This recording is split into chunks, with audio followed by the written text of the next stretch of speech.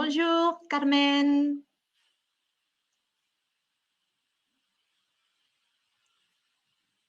Si vous n'entendez la modératrice, moi ou Valérie, vérifiez que le son est activé, fermez toutes les applications, sortez et entrez une nouvelle fois et ou écrivez un message à la modératrice dans la boîte de dialogue.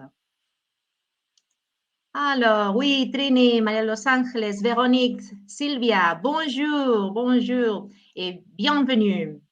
Je m'appelle Monse, je travaille dans l'équipe de formation d'Oxford University Press et avant de commencer, je vais vous expliquer les outils. Alors, dans la salle, vous aurez la présentation à gauche et à côté, la vidéo de l'intervenante. À droite, la boîte de dialogue où vous pouvez donner votre opinion et ajouter des commentaires. Et pour poser des questions, vous pouvez utiliser la boîte Preguntas. D'accord? Alors, je vous informe que quelques jours après le webinaire, vous recevrez un email avec la présentation de Valérie, avec tous les liens et un questionnaire de feedback sur le webinaire. Je vous informe aussi que le prochain 17 de février, on aura une session en espagnol à 6 heures avec Ángela Cofiño et Abel Galvez sur situaciones de aprendizaje competencia digital.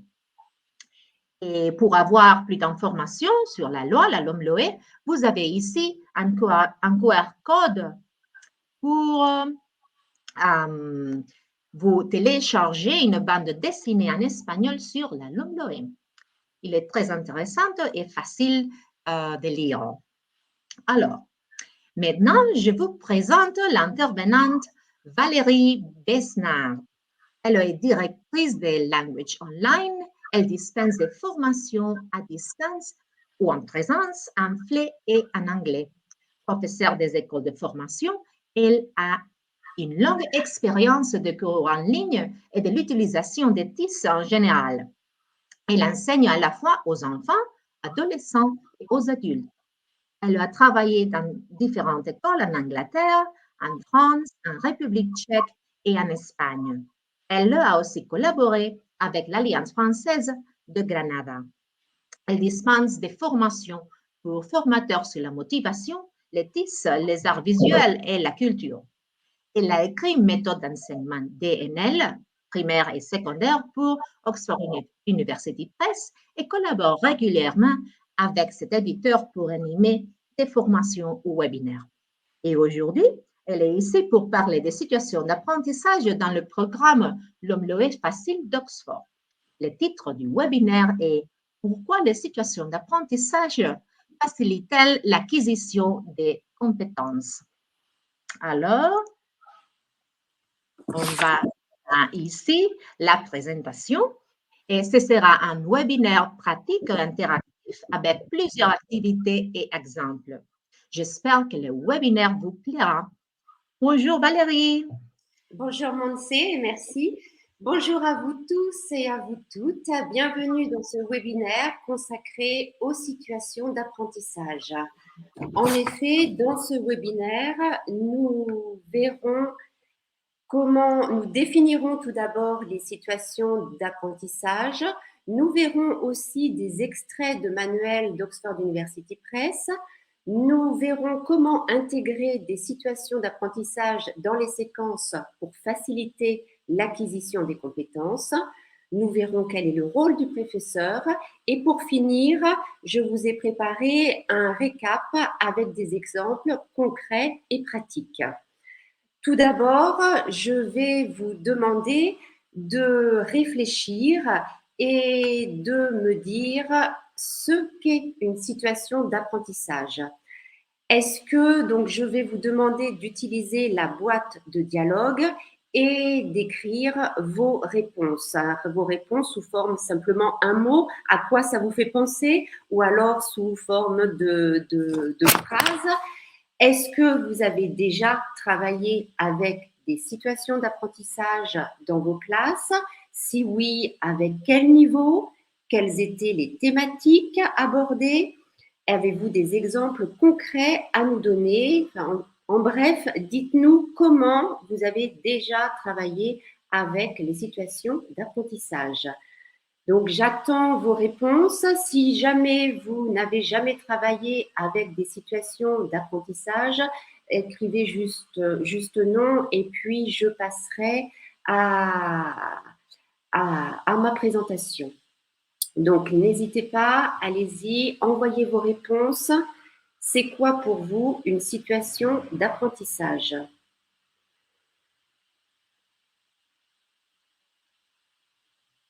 Merci Monse. Une situation d'apprentissage, c'est quoi? Monse vient de nous écrire cette question dans la boîte de dialogue. Donc, avez-vous des ébauches de réponses? Avez-vous des idées à ce sujet? Alors, merci Carmen. Je crois que c'est poser aux élèves dans une situation réelle pour apprendre, par exemple, des projets. Nous allons retenir situation réelle. En effet, Carmen, la situation d'apprentissage est une situation dans laquelle les élèves sont dans des situations réelles. On écoute une histoire, on essaie de comprendre sur le contexte. On parlera aussi de contexte. Sylvia, tu as raison. Des tâches et des projets qui intéressent les élèves. Oui, Monse, exactement. On verra comment créer des séquences à partir des centres d'intérêt des élèves pour contextualiser les centres d'intérêt. En effet, Maria Rosset. J'attends encore quelques autres éléments de réponse. Là, vous avez émis des hypothèses sur les situations d'apprentissage. Est-ce qu'il y a quelqu'un dans ce webinaire qui a déjà travaillé avec des situations d'apprentissage?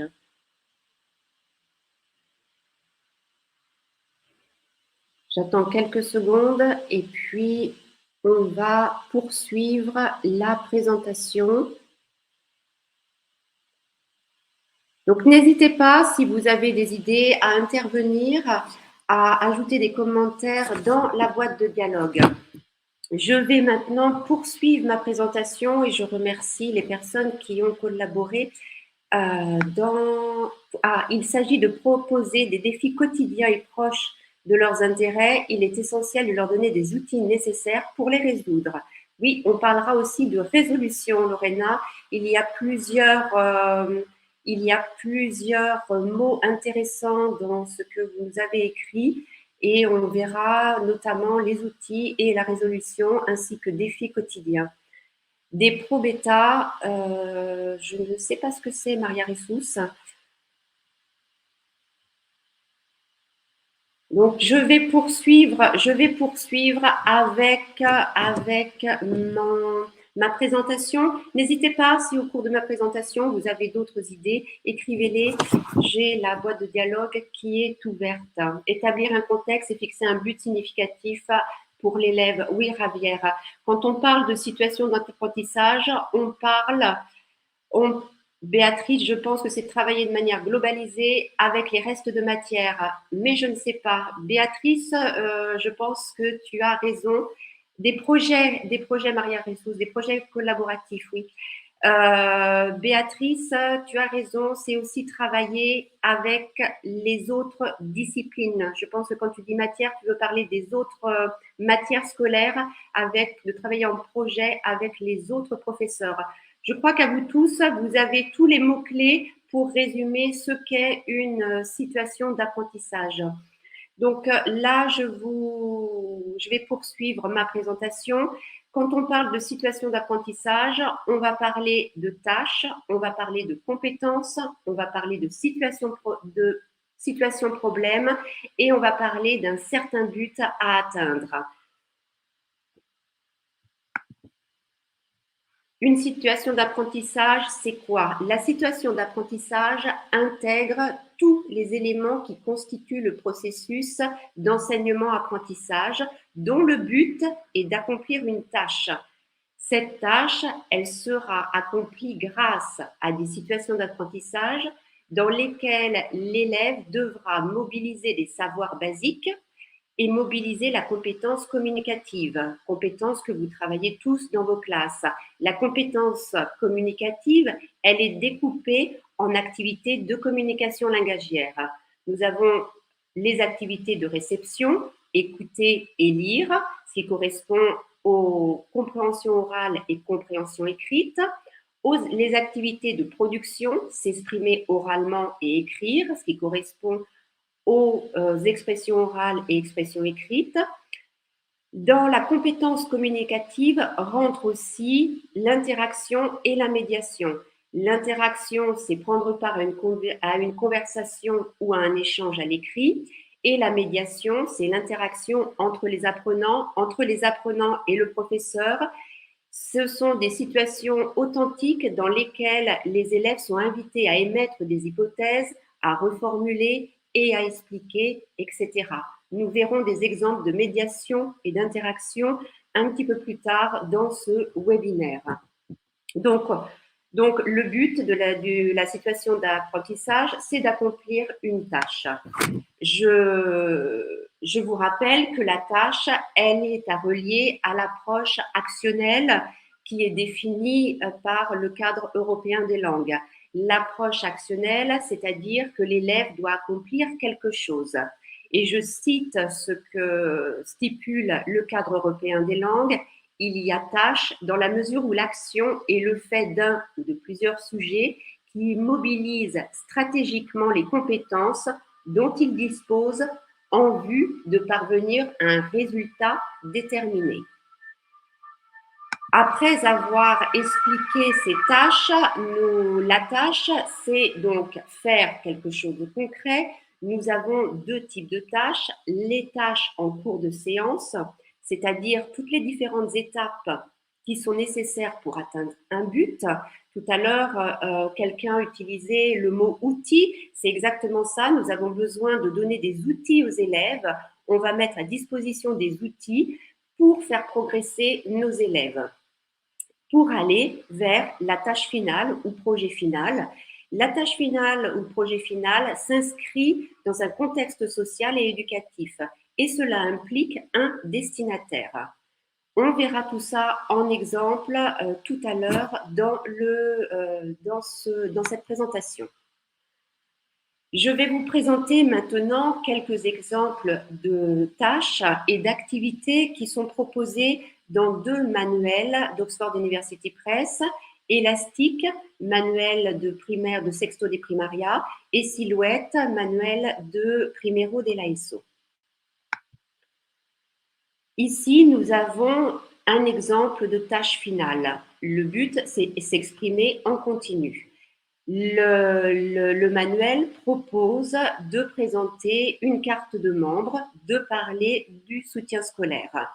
Donc, pour faire cette tâche finale, l'élève va devoir parler de lui, donc donner des informations personnelles et il va devoir aussi présenter son ou sa professeure. Nous avons un exemple concret. Je m'appelle Lucas Leroux, j'ai 10 ans, j'habite à Marseille, j'ai cours de soutien scolaire d'anglais et mon prof s'appelle Tom.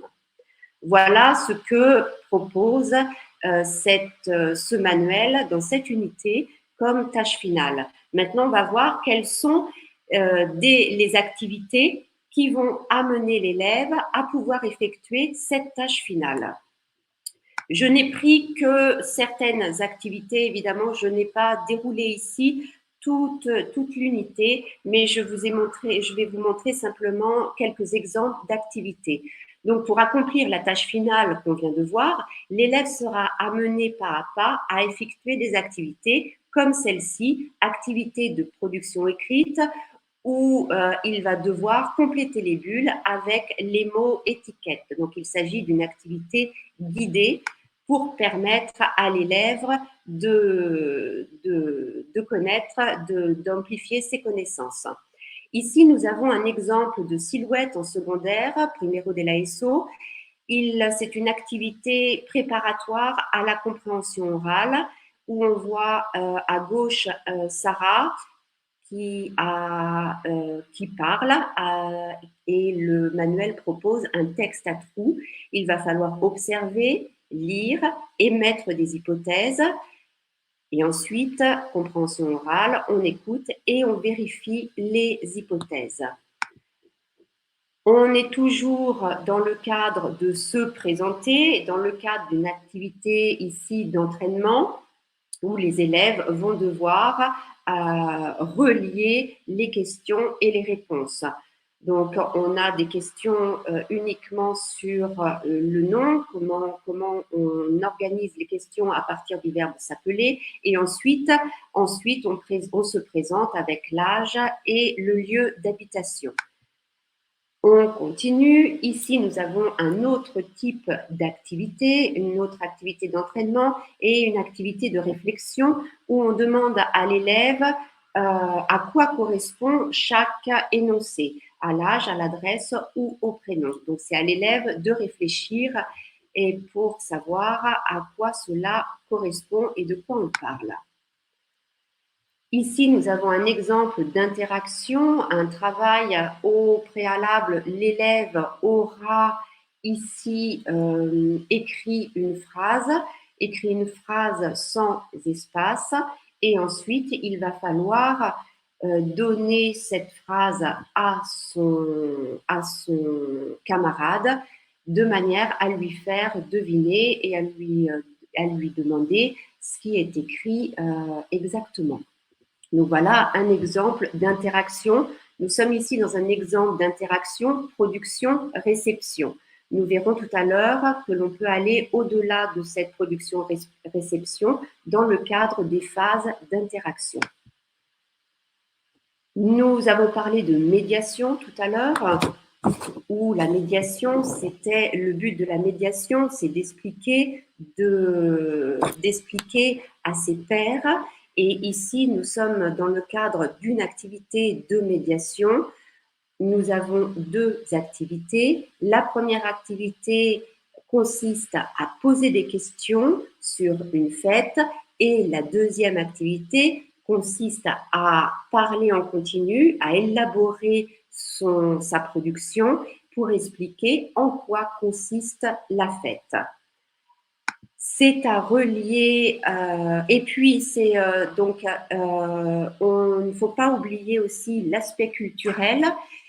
Et ici, Élastique nous propose aussi une sensibilisation à la culture de la langue cible, donc en français, avec en fin d'unité trois exemples de faits culturels. Comment se passe Noël en France, ce que sont les vacances de la Toussaint et puis ce qu'est la fête de la musique. Elle se présente de la même manière, c'est-à-dire qu'on a une phase de recherche en premier lieu. Ici, il s'agit de relier le texte au dessin et ensuite de vérifier ses connaissances avec ce petit tableau, vrai ou faux.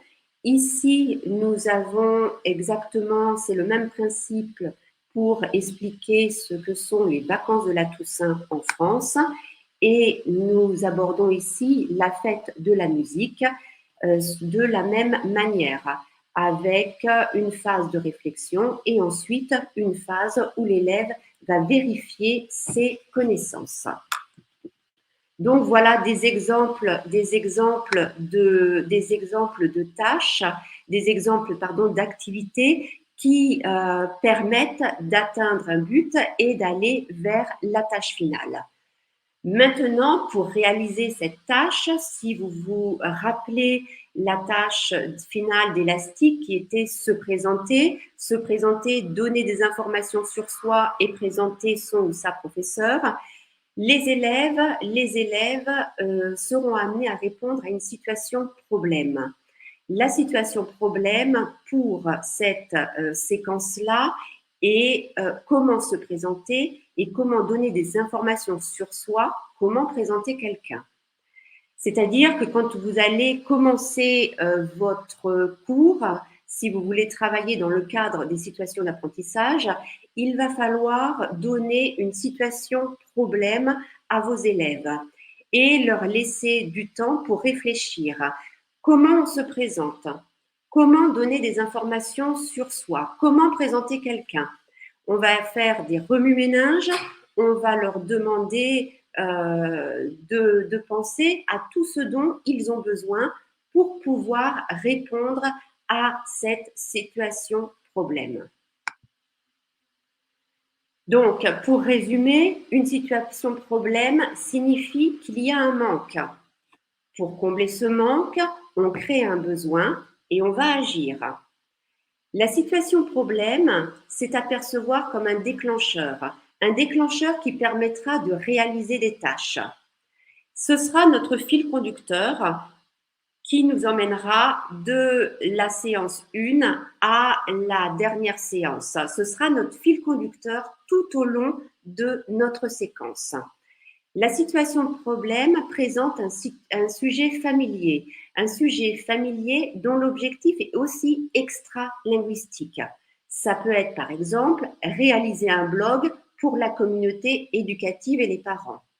Voyez bien qu'ici, en dehors de l'activité linguistique, on réalise un blog, donc on élargit vers un objectif extra-linguistique. La situation problème devrait être inhabituelle et insolite. Pourquoi? Parce que ça permet d'éveiller la curiosité de l'élève. La situation problème permet aux élèves de rechercher des solutions à partir d'hypothèses. Donc, si on reprend ce que sont les situations d'apprentissage impliquent une situation problème. Et à partir de cette situation problème, on va créer des activités avec des tâches bien précises dont le but à atteindre sera la tâche finale.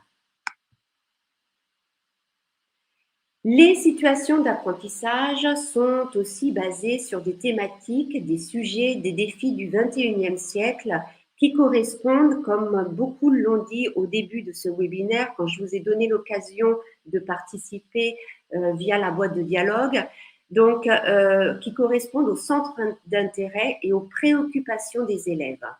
Donc c'est pareil, de la même manière que tout à l'heure, à votre avis, quels sont les défis du XXIe siècle? La LOMLOE 2022,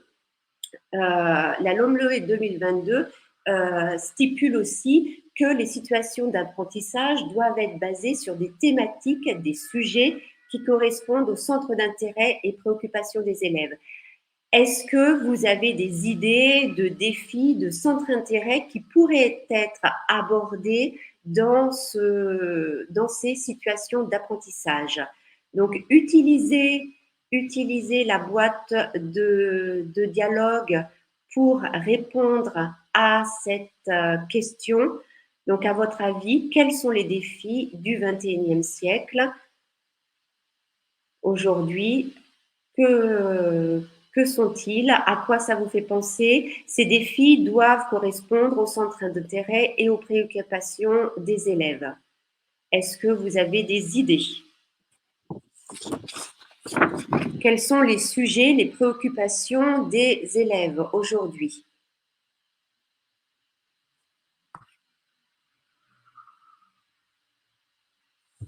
Pas d'idées?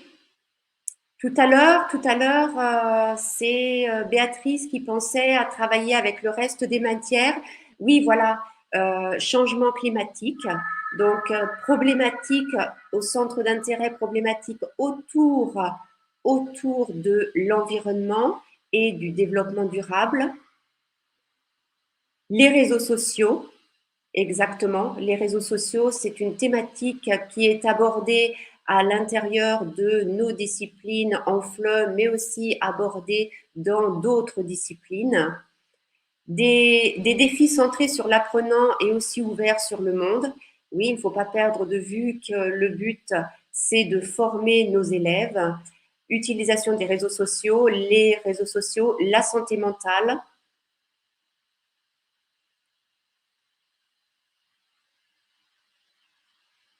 On peut oui, on peut penser au multiculturalisme, à l'interculturalité, résoudre des problèmes par soi-même,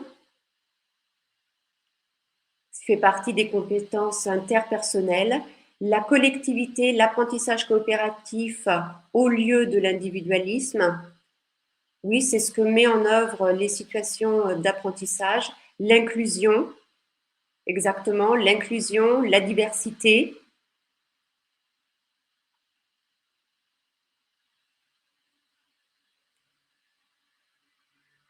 Donc tout ce qui est en rapport avec les valeurs. Donc voilà, oui, vous avez cité de très bons exemples pour, sur les thématiques qui correspondent au centre d'intérêt et les préoccupations des élèves. Les jeux vidéo, oui, qui sera à connecter aussi avec les réseaux sociaux, le monde des youtubeurs, des gamers. Et puis nous allons arriver bientôt avec les métavers aussi qui nous emmènent dans d'autres univers et qui donneront lieu à des discussions dans nos cours.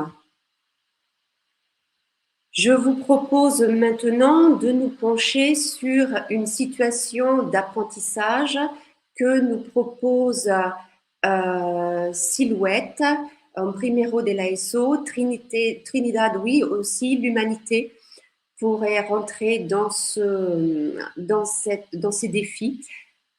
Donc, nous avons ici un exemple, Silhouette, primero de la ESO. Si vous regardez à droite, vous avez une situation d'apprentissage. Donc, vous avez tout d'abord une photo d'une ville, et ensuite une situation d'apprentissage qui se découpe en 3 étapes. Étape numéro 1, ton correspondant visite ta ville. Oui, je vois que vous continuez à écrire. Donc, je vais m'interrompre un instant parce qu'il est dommage, je trouve ça dommage de ne pas prendre en compte toutes vos propositions.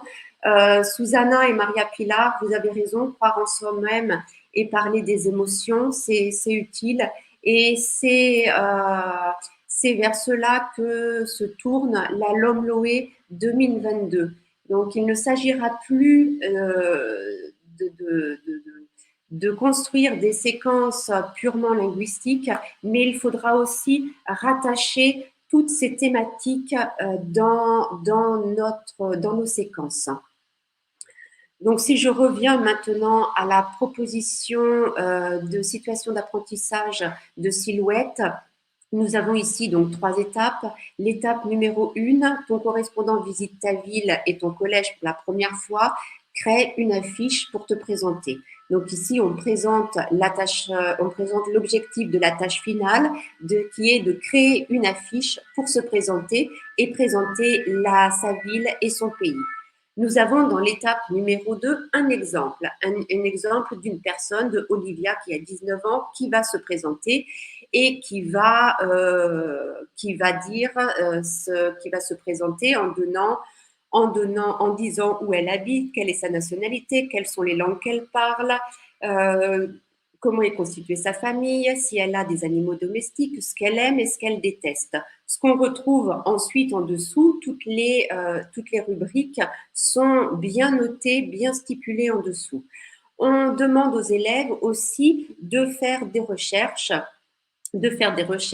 et on leur demande d'aller sur Internet et de trouver des photos, des inventions, de lieux, des lieux intéressants de leur pays ou de leur ville. Est-ce qu'il existe un plat ou une spécialité typique et de parler des célébrités qu'ils aiment. Voilà comment cette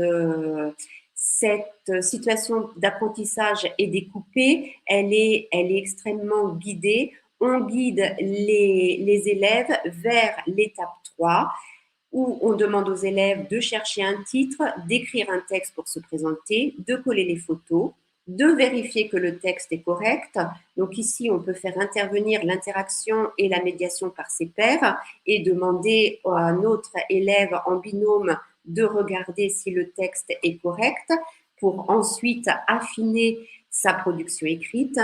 Et pour finir, on demande à l'élève d'être créatif et de réaliser une grande affiche pour ensuite se présenter ici à la classe. Tout à l'heure, je vous ai dit que quand il y avait tâche finale, il y avait forcément un destinataire. Ici, on présente son affiche à la classe. On ne fait pas une tâche finale pour soi, on fait une tâche finale pour les autres. Cela implique véritablement un destinataire. Donc, si je récapitule, ici, il s'agissait de parler de soi, se présenter et d'inclure du culturel, parler de la culture de son pays.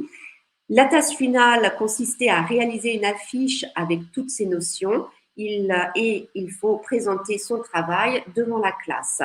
Donc ici, on voit bien, on peut utiliser ce que Susanna avait écrit tout à l'heure, croire en soi-même, puisque ça implique d'avoir suffisamment confiance en soi pour pouvoir s'exprimer devant un grand groupe.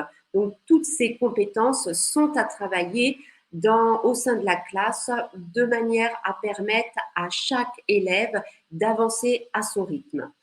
On peut imaginer un prolongement à cette situation d'apprentissage et proposer un échange scolaire. Évidemment, maintenant, on parlera plutôt d'échange en ligne dû au contexte actuel, mais ça peut être tout à fait un autre type de présentation, ce qui permettra un échange avec une autre école, avec un autre groupe d'élèves. Donc voilà ce que nous propose Silhouette comme situation d'apprentissage, une des premières situations d'apprentissage qui correspondait à se présenter. Comment se présenter? Maintenant, réfléchissons ensemble pourquoi les situations d'apprentissage facilitent-elles l'acquisition des compétences.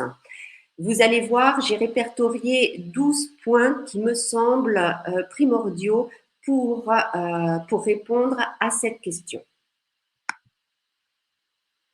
Tout d'abord, les situations d'apprentissage facilitent l'acquisition des compétences parce qu'elles font référence à leur centre d'intérêt, elles font référence à des sujets de société, à des préoccupations, aux préoccupations des élèves. C'est exactement ce que vous avez dit, certains ont dit au tout début de notre séance. Elles partent du vécu de l'élève. Donc, elles correspondent au contexte de l'élève. Elles correspondent à son quotidien, Maintenant, c'est à nous, professeurs, d'élargir, de développer dans un contexte plus large, ce qu'on verra tout à l'heure. Le but est de transférer ces compétences et ces connaissances à d'autres situations similaires. Les situations d'apprentissage facilitent l'acquisition des compétences puisqu'elles mobilisent l'attention des élèves. Puisqu'on part du vécu de l'élève, on parle de leur centre d'intérêt, on a une situation problème, donc forcément, ça mobilise beaucoup plus l'attention des élèves. Ils sont véritablement acteurs de leur apprentissage. Comme les situations sont réelles, cela stimule évidemment la motivation. Il faut aussi ajouter que la situation problème est large. La situation problème, c'est toujours une question large qui laisse plusieurs axes de réponse aux élèves. Les élèves ont la possibilité d'émettre des hypothèses, d'émettre plusieurs ébauches de réponses. Elle favorise aussi la médiation et l'interaction. Mais ici, j'entends par interaction non pas le simple échange réception-production, c'est-à-dire l'élève qui va produire un énoncé, qui va être et qui va répondre à une question d'un autre élève. C'est pas simplement une réception-production, mais une véritable interaction dans laquelle les élèves seront invités à entrer dans de véritables phases de réflexion. C'est là un cran au-dessus de la simple interaction puisqu'on va demander aux élèves de véritablement se poser des questions et de réfléchir à une problématique. On valorise ainsi la recherche. On éveille ainsi le sens critique de nos élèves. Tout cela contribue à donner des outils aux élèves pour les rendre plus autonomes. Cela rend l'élève acteur de son apprentissage, car les situations, vous l'avez bien vu, sont concrètes et transparentes, et cela permet de travailler des compétences transversales qui contribueront à la formation de l'élève. Tout à l'heure, une des participantes à ce webinaire avait dit qu'on travaillait dans les situations d'apprentissage, on travaillait avec différentes matières. Donc oui, ça permet de travailler les compétences transversales, ça permet de travailler l'interdisciplinarité avec les professeurs en projet, avec les professeurs des autres matières. Donc, pour résumer, construire sa séquence selon une situation d'apprentissage réelle permet de proposer une suite logique d'activités variées avec différentes modalités de travail, donc avec des phases de réflexion individuelle, des phases de réflexion en binôme, des phases de réflexion en travail de groupe. Vous savez, c'est le fameux 1, 2, 4. On travaille seul, on réfléchit d'abord seul quelques minutes, ensuite on affine avec son binôme et ensuite on regarde toutes les réponses en groupe avant de faire un bilan, un récapitulatif en grand groupe. Cela inclut toutes les compétences à partir d'une situation problème, donc à partir d'un déclencheur et la situation problème, les élèves vont devoir résoudre cette situation problème dans le but d'atteindre un objectif et donc d'effectuer une tâche finale. Donc voilà les raisons pour lesquelles les situations d'apprentissage facilitent vraiment l'acquisition des compétences. Tout à l'heure, j'ai parlé des variétés d'activités et qu'il fallait impérativement construire ces séances et ces séquences en variant les activités.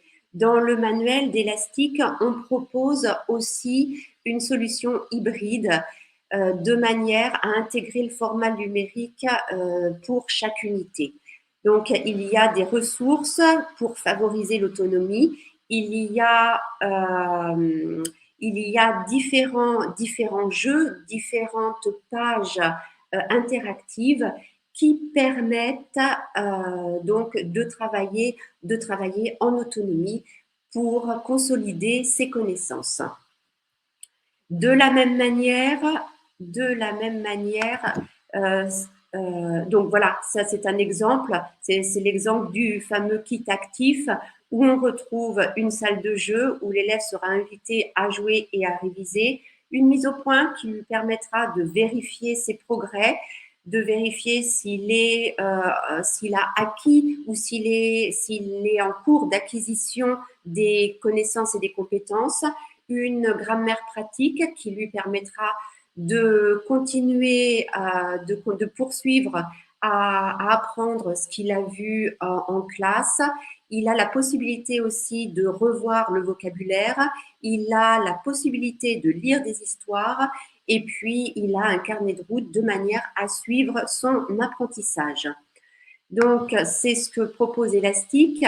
Silhouette propose aussi une page interactive ici, et vous voyez dans l'unité 1 et 2, on a le zoom 360 degrés et des petites formes géométriques. En cliquant dessus, nous arriverons à une page interactive en réalité augmentée.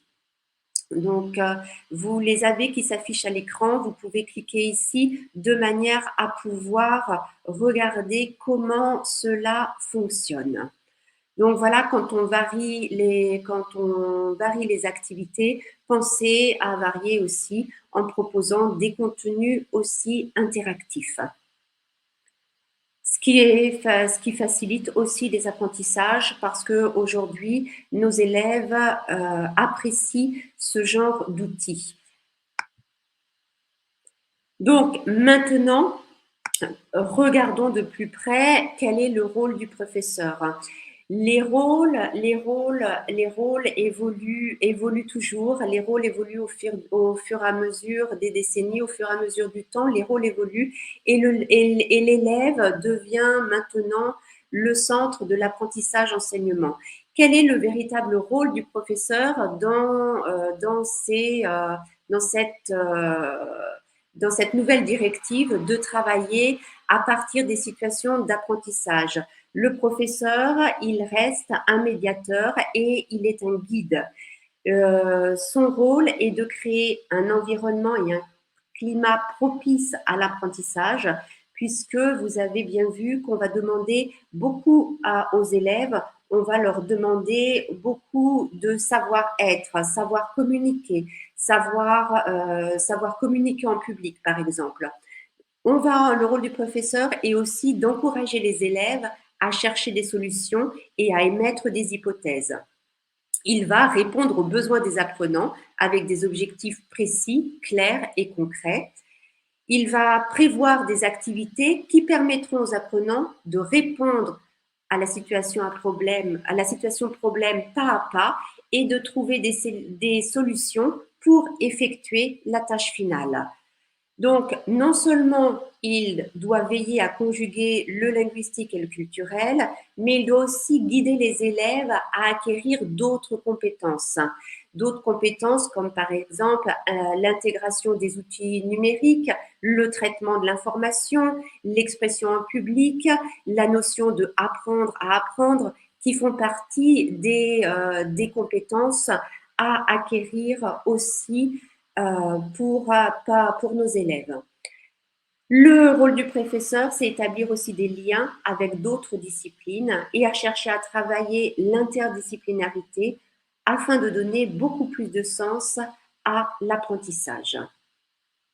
Donc maintenant que nous avons fait tous ces points, donc nous avons vu ce qu'était une situation problème, nous avons vu ce qu'était une tâche. Nous avons vu des exemples des extraits du manuel d'Oxford University Press. Nous allons maintenant regarder un exemple de situation d'apprentissage que j'ai créé pour vous et qui va faire appel à tout ce qu'on a vu tout à l'heure. Donc, nous allons partir du vécu de l'élève dans le but d'élargir les horizons. Et là, vous allez tout de suite comprendre, nous allons parler du goûter de 11 heures. Donc, le goûter de 11 heures est une situation réelle. Cela concerne absolument tous les Espagnols. À 11 heures, il y a cette pause où les élèves mangent un goûter. La situation problème que je vous propose ici est que faire pour manger un goûter plus sain tous les jours. Vous voyez ici que la situation problème, elle est large. Ce n'est pas qu'est-ce que tu manges, qu'est-ce que tu as mangé cette semaine ou qu'est-ce que tu manges généralement au goûter. Non, c'est que faire pour manger un goûter plus sain tous les jours. La tâche finale sera écrire un blog pour diffuser des conseils pratiques sur l'hygiène alimentaire. Tout à l'heure, je vous ai dit que dans une tâche finale, il fallait impérativement qu'il y ait un destinataire. Donc ici, on peut imaginer écrire un blog pour la communauté éducative, donc pour les autres professeurs et les autres élèves, ce qui permettra d'avoir des destinataires réels et ensuite on pourra en reparler. Nous voyons ici que cela correspond aux différents objectifs linguistiques qui sont exprimer ses goûts, parler de l'alimentation, donner des conseils. Les objectifs sociolinguistiques sont les mêmes à chaque fois, ce sont les règles de politesse, comment intervenir dans une conversation, etc. L'objectif culturel ici concernera les repas en Europe et les routines des autres pays francophones. Ce qu'il ne faudra pas oublier, c'est de faire aussi, ce qui est intéressant, c'est de faire un chassé-croisé entre l'Espagne et les autres pays. Et puis, un objectif transversal qui sera la sensibilisation à l'hygiène alimentaire. J'ai inséré donc cette situation d'apprentissage dans un contexte social.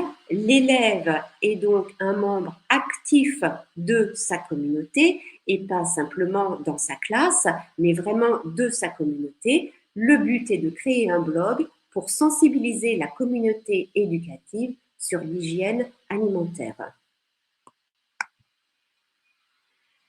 Vous imaginez maintenant la progression.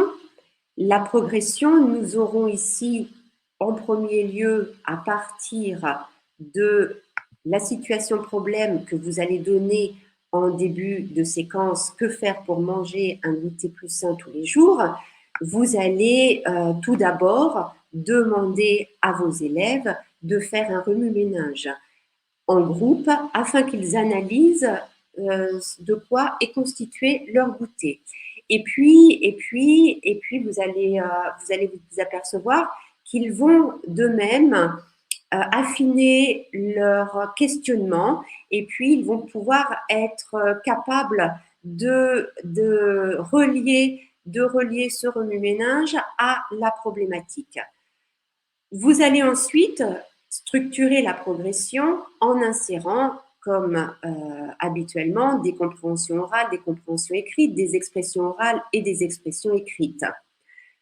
Le rôle du professeur est de guider pas à pas à s'exprimer, de guider pas à pas nos élèves à s'exprimer en français, ici sur leur goût, ce qu'ils aiment, ce qu'ils n'aiment pas, sur l'hygiène alimentaire et sur le comment donner des conseils.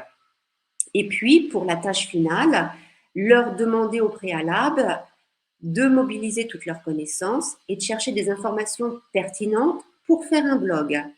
Donc, non seulement on va demander aux élèves de travailler sur le contenu, mais on va aussi leur demander de travailler sur la forme. Comment on fait un blog?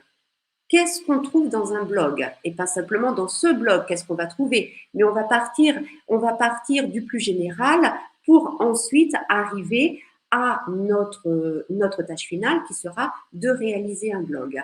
Et puis, on insérera le terme créatif puisqu'il faut aussi inviter les élèves à créer des choses créatives qui donnent envie de lire. C'est pas simplement faire un blog sur l'hygiène alimentaire, mais c'est donner envie à la communauté de s'informer et donner envie de lire ce blog du début à la fin. Tout à l'heure, j'ai dit que les situations d'apprentissage permettaient le travail interdisciplinaire.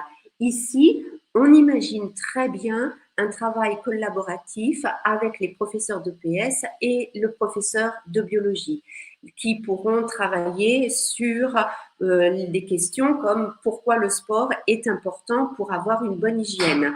Et puis, en sciences, on pourra faire le professeur de biologie pourra faire aussi un travail sur la nutrition.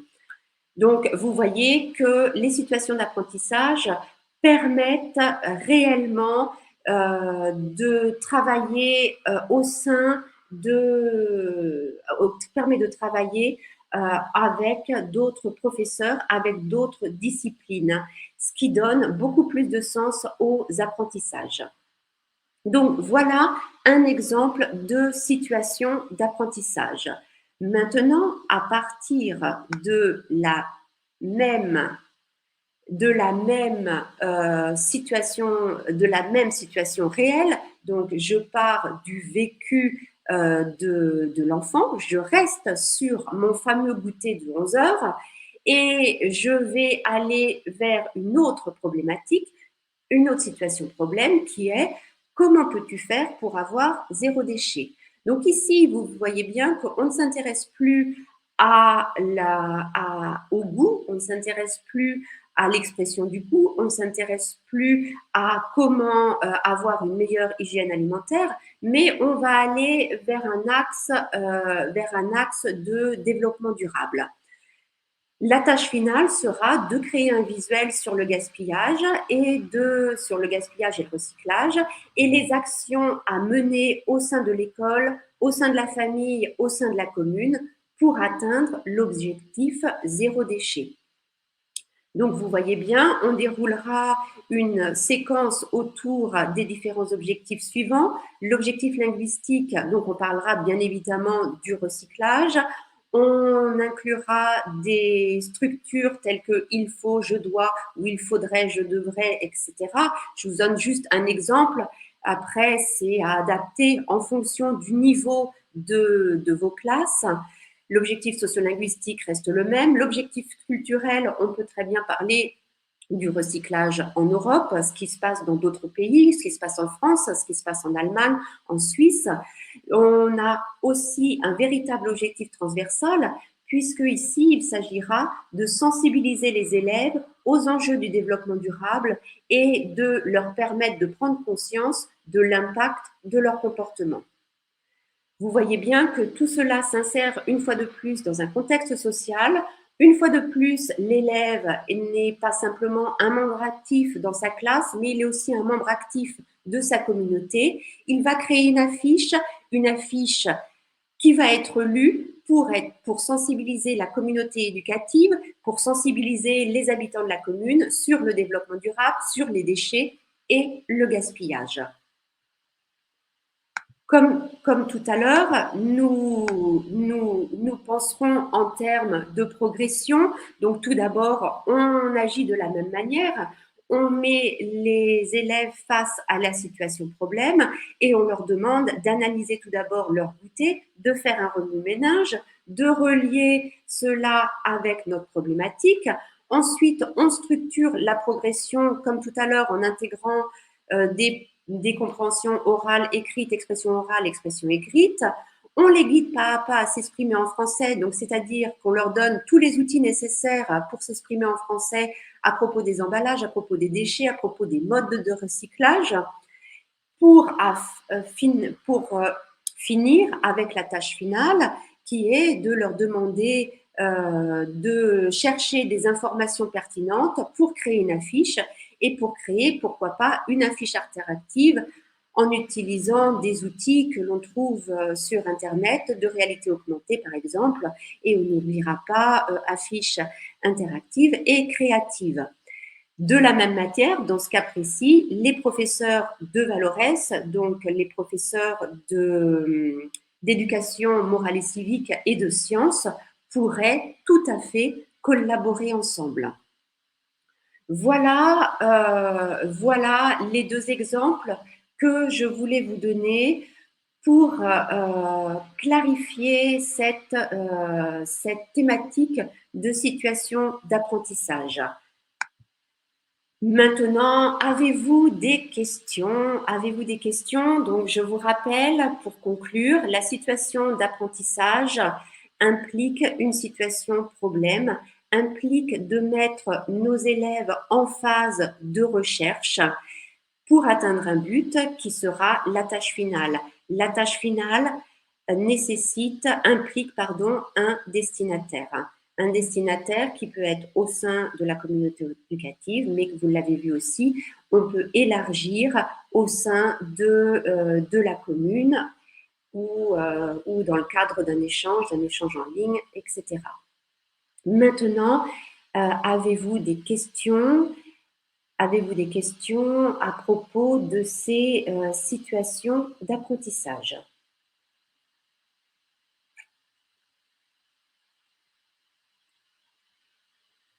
Donc, on attend quelques instants. Il y a toujours un petit temps d'attente entre les questions et la boîte de dialogue.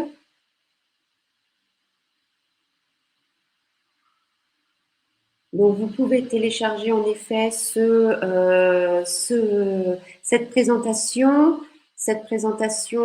qui se situe en haut à droite dans Folietos.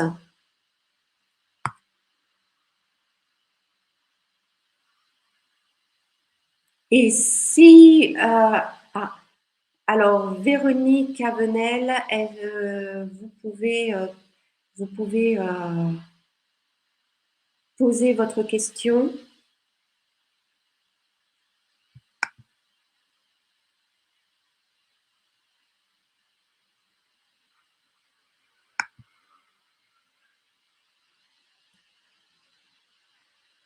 Allez-y, écrivez votre question, Véronique.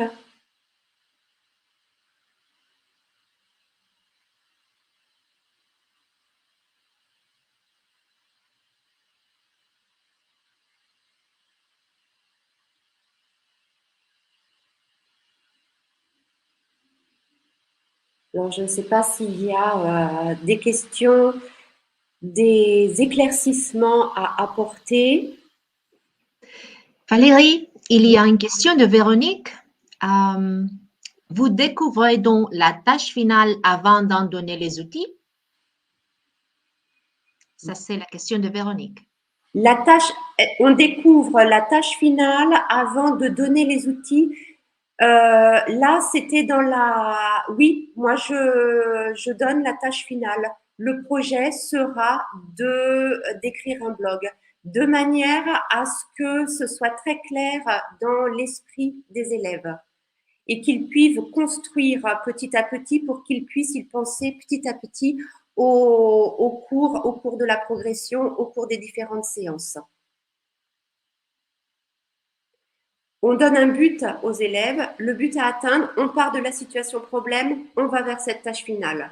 Donc c'est la raison pour laquelle je donne tous ces outils-là, parce que vous allez avoir besoin de réfléchir, vous allez avoir besoin de ces connaissances, vous allez avoir besoin de ces compétences pour arriver à la tâche finale. Alors, pourriez-vous donner un exemple de situation problème pour des niveaux plus bas? En CE1, CE2. CE1, CE2, Ravière, c'est donc en situation d'apprentissage ils sont en première année, en toute première année de français. Des situations d'apprentissage, ça peut être ce qu'on a vu tout à l'heure, hein, Ravière, comme ce que nous propose Élastique 1, c'est-à-dire des choses comme telles que se présenter. Comment faire pour se présenter? De quoi avez-vous besoin pour vous présenter? Ça peut être aussi de créer ça peut être aussi vous pouvez très bien imaginer quelque chose autour des goûts, autour des activités. Autour des activités, quelles activités sportives vous pouvez faire? Quelles activités sportives vous pouvez faire au sein de votre communauté éducative?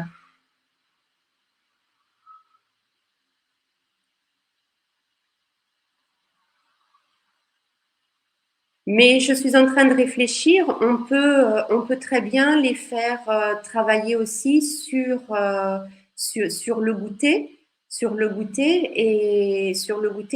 que j'ai donné tout à l'heure, ça peut être aussi adapté dans les premiers niveaux, puisque dans les premiers niveaux, on va aussi parler de l'alimentation.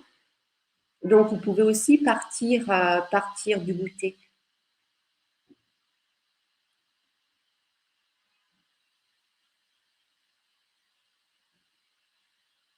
Est-ce que vous avez d'autres questions?